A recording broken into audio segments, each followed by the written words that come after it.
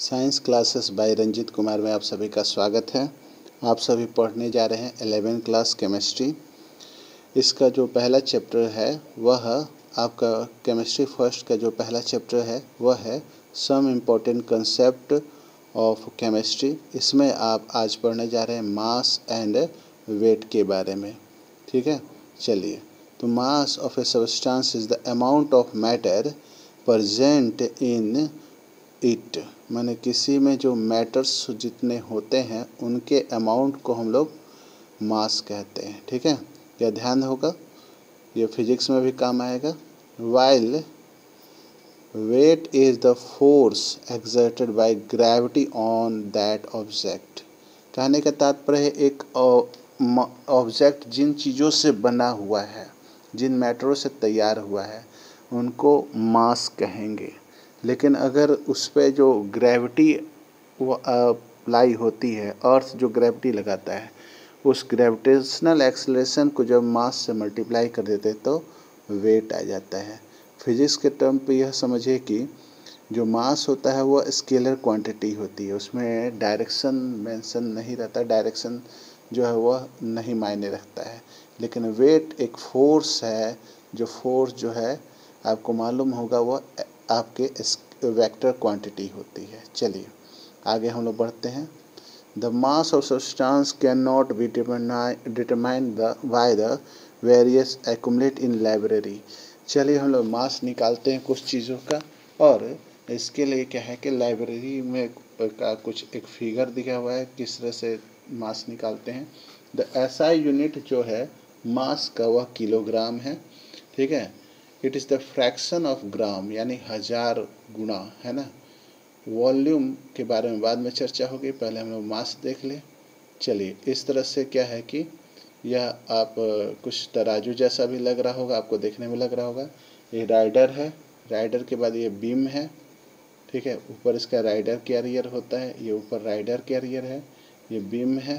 ठीक है, आपको मैं दिखा दे रहा हूँ, ये राइडर कैरियर है ऊपर, है ना, ये राइडर कैरियर कहलाता है। इसके बाद ये बीम है, यहाँ पे नीचे ये बीम दिया रहता है। ठीक है, इसका तब ये राइडर नोब है जो घटाने बढ़ाने के लिए होता है। तब ये पैन है। ठीक है, पैन देख रहे हैं बटखरा जैसा है, एक में वजन डालते हैं, एक में आपका बटखरा, छोटा छोटा बटखरा रखते हैं। ये पूरा का पूरा बॉक्स जो है वैक्यूम में होता है, इसमें हवा तक नहीं प्रवेश होने देते हैं। ये पॉइंटर है, ये बीम रिलीज है, ये पैन है, पैन रिलीज, और ये आपका लेवल स्क्रू है। इस तरह का आप एनालिसिस बैलेंस है। ठीक है, एनालिटिक बैलेंस, इस तरह का जो आप मेजरिंग डिवाइस आपने देखा होगा, ये मास तौलने के लिए स्पेशली होता है। थोड़ा सा भी 1 ग्राम इधर उधर नहीं होता है। ठीक है, ये इस तरह से आपका क्या है कि ये आपने सोनार के दुकान में भी देखा होगा, कितना भर का सोना है ये सब तौलते हुए। ठीक है, इस तरह से क्या है कि हम लोग एनालिसिस करते हैं मास का। ठीक है, अब चलिए हम लोग वॉल्यूम पे थोड़ा ध्यान दें। Volume has the unit of length, length का है, यानी लेंथ का क्यूब है। The SI system volume has m cube. ठीक है, एम क्यू लिखा जाता है। बट अगेन इन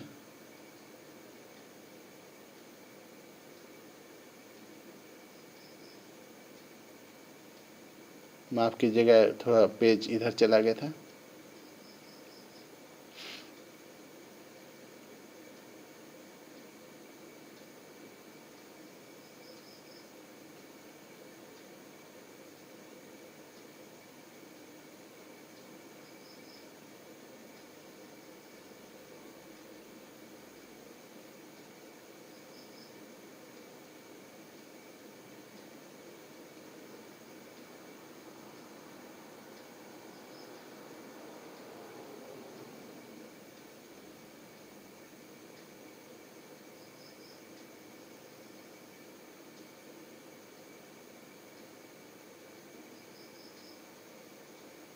अब यहाँ पे आ गए। चलिए, तो वॉल्यूम जो है हम लोग उसको लेंथ क्यू यानी मीटर क्यू में लेते हैं। बट अगेन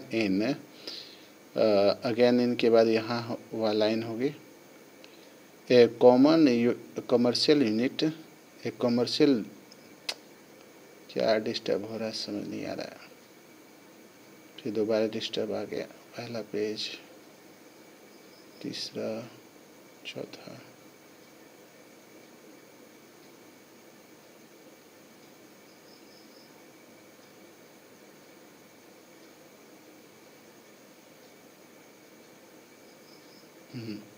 तो यहाँ देखिए वॉल्यूम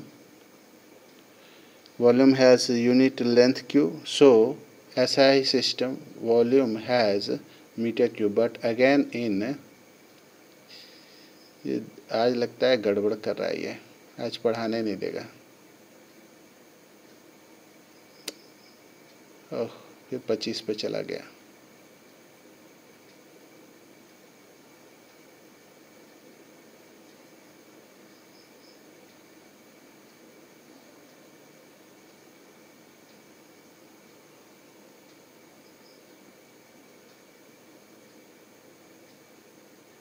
ये सब चीज़ें आपको दिखाई दे रही हैं। चलिए, in chemistry lab smaller volume are used, smaller volume का ज़्यादा हम लोग इस्तेमाल करते हैं केमिस्ट्री में। Hence volume is often centimetre cube और DMQ इस्तेमाल होता है। चलिए, कुछ चीज़ें दी हुई है। Maintenance of nature's standard measurement, the system of unit including unit definitions keep on changing with time, समय के अनुसार चेंजिंग होता रहा। सबसे पहले आपका जो प्रिंसिपल जो पहले आया था 1875 में आता है, agree to change the formal definition of unit, unit की फॉर्मल डिफिनेशन चेंज हुई थी। Natural metrological institute NMI maintain the standard measurement को मेंटेन किया। फिर आया आपका नेशनल फिजिकल लाइब्रेरी NPL जो दिल्ली में है।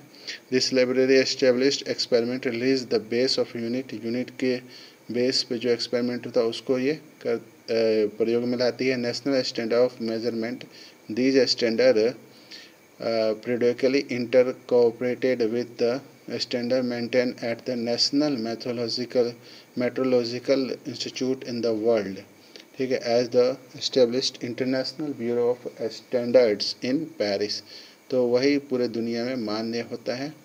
चलिए देखिए, the common unit of litre which is not use in SI में जो इस्तेमाल नहीं होता है, ठीक है। तो वॉल्यूम का हो गया लिक्विड का, जैसे 1 लीटर जो 100 ml के बराबर होता है, और 100 सेंटीमीटर क्यूब जो होता है 1 DMQ के होता है, ठीक है। कमर्शियल यूज़ के लिए लीटर का ज़्यादातर SI यूनिट में इस्तेमाल नहीं होता, ml का ज़्यादा इस्तेमाल होता है, ठीक है, ध्यान रहेगा आपको। In library volume of liquid or solution can not be measured by gradually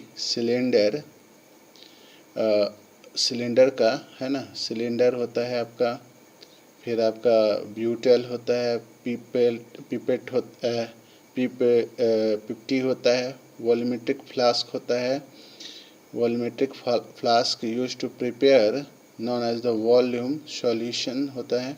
this measuring device shown figure आपका 1.7 में इसको दिखाया हुआ है, ठीक है, ये 1.7 में यही सब है। ब्यूटेल है, पिप्टी है और ग्रेजुअल सिलेंडर है, और ये आपका वॉल्यूम फ्लास्क है। इसी सबसे वॉल्यूम निकाला जाता है। तो डेंसिटी हम लोग कैसे निकालते हैं? Density of a substance is that amount of mass per unit volume, इसी को मास पर यूनिट वॉल्यूम से हम लोग डेंसिटी निकालते हैं। तो SI यूनिट ऑफ डेंसिटी, तो SI unit of mass by volume, ठीक है, तो इसका हो गया kg बाय मीटर क्यूब, यही इसका आपका SI यूनिट होता है। This unit is quite larger chemistry of N express, तो इसीलिए हमेशा याद रखिए केमिस्ट्री छोटे यूनिट को लेता है। यह हो गया आपका ग्राम पर सेंटीमीटर क्यूब, ठीक है, यही इसको एक्सप्रेस किया जाता है, ध्यान रहेगा, ठीक है। और अगले क्लास में हम लोग टेम्परेचर से आगे पढ़ेंगे, टेम्परेचर के बारे में पढ़ेंगे, टेम्परेचर किस से नापा जाता है। आज के वीडियो के लिए इतना ही, जो बीच में वीडियो में गड़बड़ी हुई थी उसके लिए सॉरी। इस वीडियो को लाइक करें, शेयर करें, सब्सक्राइब करें। अगर नए बच्चे हैं तो बेल आइकन प्रेस करें ताकि आपको नए वीडियो मिलते रहे। Thank you, have a nice day.